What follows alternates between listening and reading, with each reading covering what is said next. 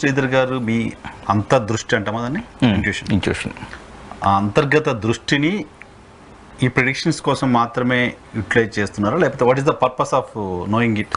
Yeah so ఇప్పుడు for example నేను ఏదో 2-3 సందర్భాల్లో నేను అది కూడా సరదాగా ఏదో ఫేస్బుక్లో పెట్టుకున్నాయి. యాక్చువల్లీ నేను ఏ మీడియాకి వచ్చి కూడా నేను ఇది చెబుతాను అది మీరు ఏపీది కూడా నా దగ్గరే చెప్పినట్టు క్యాజువల్గా నేను వేరే ఫేస్బుక్లో పెట్టడం లేకపోతే కనుక అలాగ మన ఫోన్లో మాట్లాడుకోవడం ఇలా జరిగింది తప్పించి ఆ తర్వాత మనం ఇలా కూర్చొని మాట్లాడుకోవడం తప్పించి నేను నా పబ్లిసిటీ కోసం కానీ సంథింగ్ ఈ ప్రిడిక్షన్ చెప్పడం ద్వారా నేను పాపులర్ అవ్వాలని కానీ ఏమి నాకు అవసరంలా.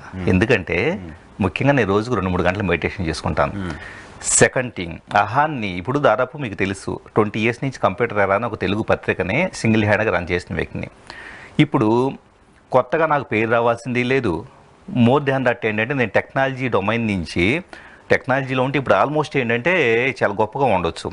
20 ఏళ్ల పాటు చేసి టెక్నాలజీ ద్వారా మనుషులకి ఎలాంటి ఉపయోగం లేదన్న విషయం అర్థమైన తర్వాత పీపుల్ రిలేషన్స్ అలాగే పీపుల్ ఎమోషనల్ స్టేట్స్ వీటన్నిటి గురించి అలాగే స్పిరిచువాలిటీ గురించి సైంటిఫిక్ స్పిరిచువాలిటీ కనెక్షన్ గురించి వీటి గురించి పరిశోధన చేసుకుంటూ కొన్ని న్యూరో ఫీడ్బ్యాక్ లాంటి హెడ్సెట్స్ రకరకాల వీటన్నిటిలో కూడా ఒక మనిషి మెడిటేటివ్ స్టేట్కి వెళ్ళినప్పుడు ఎలాంటి హెల్త్ పాయింట్ ఆఫ్ వ్యూ ఎపిజెనెటిక్స్లో ఇట్లా ఇది వస్తే ఇదంతా స్టడీ చేసుకుంటూ వచ్చి నేను ఇలాగ మెడిటేషన్లో ఒక స్టేట్ ఆఫ్ దీనికి వెళ్ళగలుగుతున్నాను.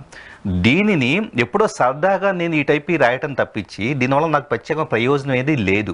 ముఖ్యంగా భవిష్యత్తులో కూడా రేపు ఎప్పుడన్నా మీరు ఇంకో ఎలక్షన్ జరిగినప్పుడు శ్రీధర్ గారికి ఏమొచ్చిందని చెప్పేసి అంటే కనుక ఆ మూమెంట్కి నిజంగా నాకు అనిపించిన రాస్తే నేను చెబుతాను తప్పించేసి మీరు అడిగారు కదా అని చెప్పేసి అప్పటికప్పుడు ఇలా లైవ్లో కూర్చొని ఇలా కళ్ళు మూసుకొని అవసరంలా నాకు. ఎందుకంటే నా పని అది కాదు. ఇప్పుడు పర్పస్ ఏంటి అంటున్నా? ఇప్పుడు కూడా పర్పస్ ఏమీ లేదు. నేను రాశాను, అది జరిగింది, అది నేను రాసినప్పుడు రాసింది జరగడం విషయం పక్కన పెట్టండి. మీ అంతర్గత దృష్టిలోకి వెళ్ళి అదంతా ప్రాక్టీస్ చేయడానికి సంబంధించి మామూలుగా యోగా మెడిటేషన్ చాలా మంది ప్రాక్టీస్ చేస్తున్నారు.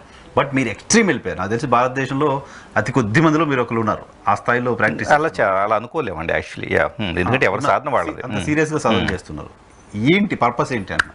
మెడిటేషన్ పర్పస్ అనేది మీరు అనేది అంత ఇన్డెప్త్గా లోపలికి వెళ్ళి దానిలో చేయాల్సిన సో వన్నెస్ అనేది ఇప్పుడు యాక్చువల్లీ ఆది శంకరాచార్య అద్వైత సిద్ధాంతం గురించి మీరు విని ఉంటారు.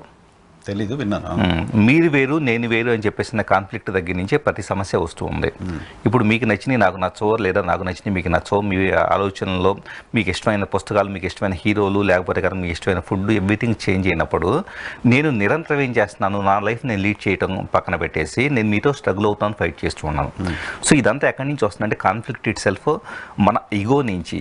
ఈగో ఏంటి, ఇదంతా నా ఇష్టమైంది, నేను, నాది, నా చదువు, నా నాలెడ్జి, నాకు అంత తెలుసు ఎంత తెలుసు, ఈ టైప్ ఆఫ్ ఇదంతా మనం ఏదైతే అనుకుంటున్నామో దీని ద్వారా నేను చెప్పేదే కరెక్టో, నేను చెప్పేదే అల్టిమేట్ అని చెప్పేసి ఒక మానసిక స్థితి వచ్చింది అనుకుందాం. సో ఈ మానసిక స్థితి వచ్చినప్పుడు ఏమవుతుంది, ఆటోమేటిక్గా మనిషికి మధ్య క్లాస్ స్టార్ట్ అవుతూ ఉంటుంది.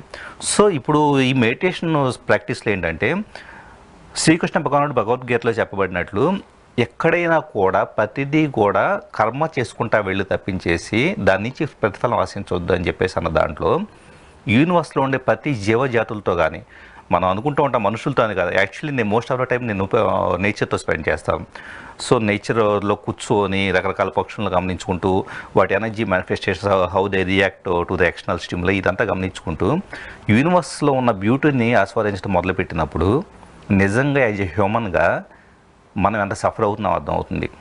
సో దీంతో ఏదైతే మనం లాస్ట్ అయ్యి ఉన్నాం భారతదేశంలో మనం ఆధ్యాత్మిక సంపదను ఎప్పటి నుంచో ఉన్నదాన్ని లాస్ట్ అయ్యేసి జస్ట్ ఒక మ్యాగ్నెటిజం కోల్పోయిన ఒక ఐరన్ మొక్కలాగా. మ్యాగ్నెట్ అంటే ఏంటి, యాక్చువల్లీ మ్యాగ్నెటిజం ఉండే ఒక ఐరన్ మొక్క అనుకుంటే మ్యాగ్నెటిజం కోల్పోయిన ఐరన్ మొక్కలాగా ఒక శరీరాలకు మనం భావిస్తున్నాము. Then I started creating some magnetism in my energy field. So దానికోసం మెడిటేషన్ ప్రాక్టీస్లు ఇదంతా.